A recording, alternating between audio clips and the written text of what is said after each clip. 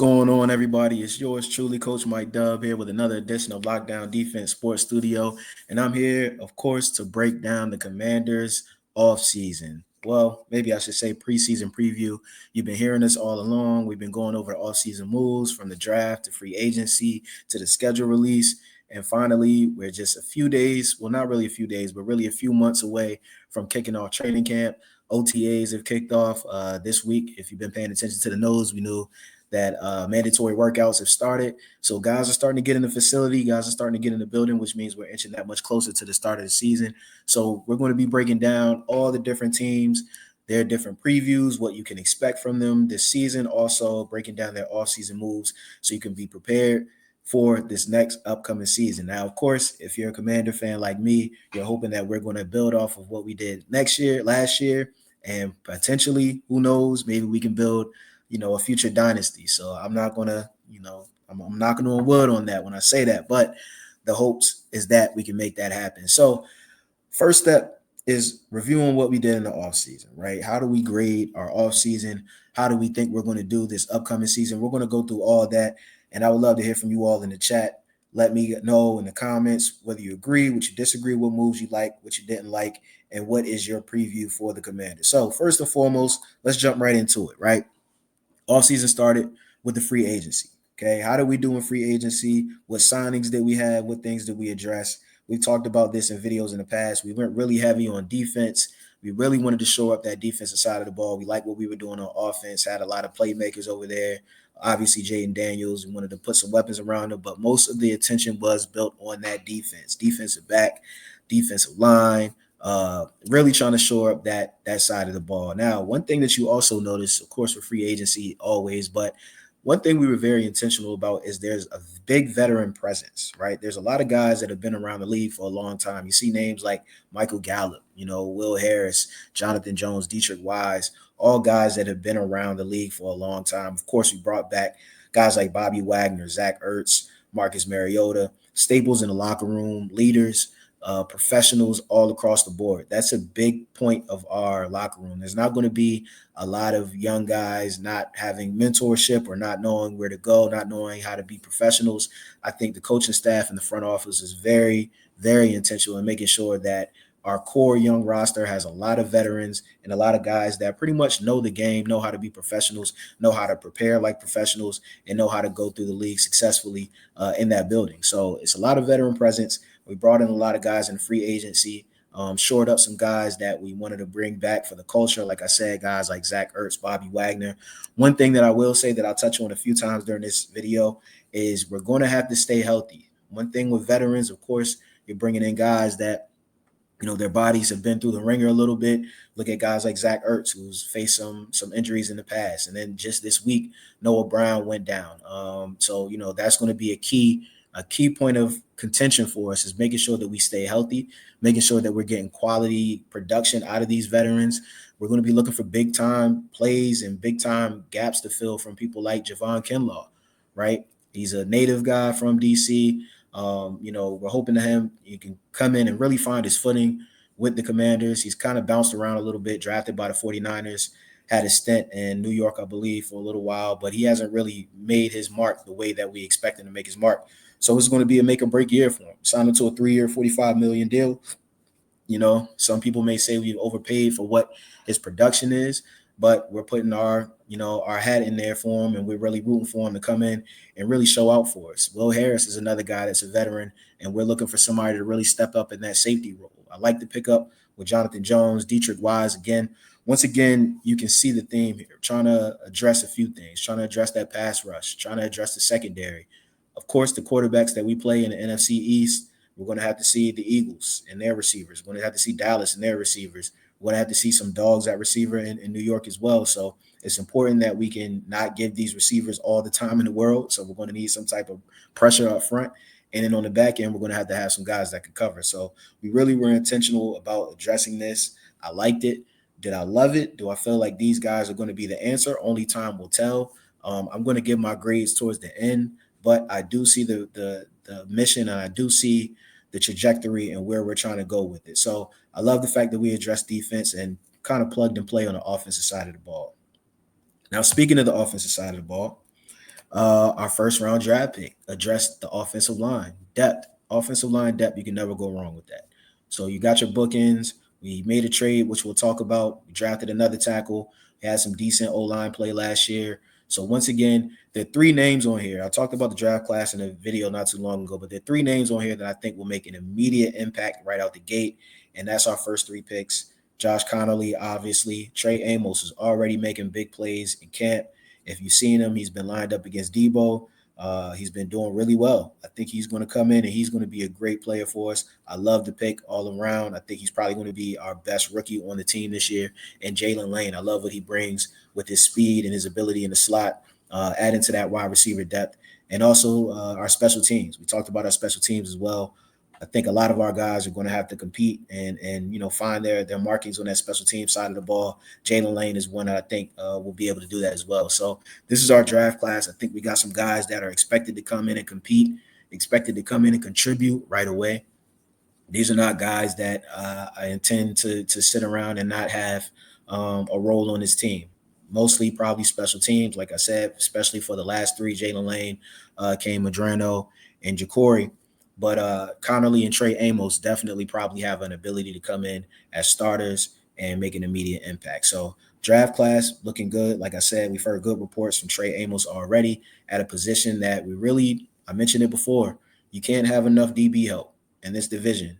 Almost every team is two guys deep at receiver at least when it comes to guys that can really do some damage on you. We got some quarterbacks that have given enough time, they'll be able to pick us apart. So it's important that we shore up that back end. I'm loving what I'm hearing about Trey Amos. And then, of course, you can't go wrong up front with the big guy, Josh Connolly.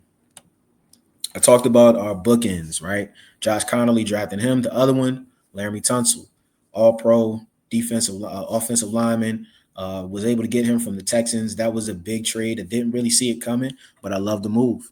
We are being very intentional with both of our moves. One thing you saw in the free agency, what we addressed is our defense, specifically defensive line and our secondary. And then we went out and traded for those offensive weapons to take us from good to great, right? What's the next best thing that you want to do when you have your staple franchise quarterback? You want to protect him and you want to get him some weapons. There's no better weapon than a Swiss Army knife that can help you out in the slot, help you out in the backfield, help you out in the quick game. Debo Samuel, right? He's a guy that I think we're going to use him in a lot of different ways. You're going to see him carrying the ball out the backfield. You're going to see some screens. It's going to be really easy to get him the ball and try to create space for him. And Laramie Tunsil making sure that he gets out there and protects our franchise quarterback. We have to stay healthy. We have to stay healthy. We have to stay healthy. That's going to be the theme for the season. So making sure that, we keep these guys healthy, both of them coming off of injury plagues, seasons. Debo, his career has been spotty. When he's healthy, he's good, but he's kind of struggled in production in the last few years. First thing is first, making sure that he's in shape and making sure that he's healthy. Laramie Tunsil coming off of surgery this offseason. We got to make sure he's good to go as well, which is why another reason I love the fact that we addressed tackle and I love the fact that we addressed our offensive line depth in the draft because you never know when you're going to need it in a long season. That being said, speaking about the season, let's dive into the schedule. So I mentioned this a few weeks ago when the schedule was released.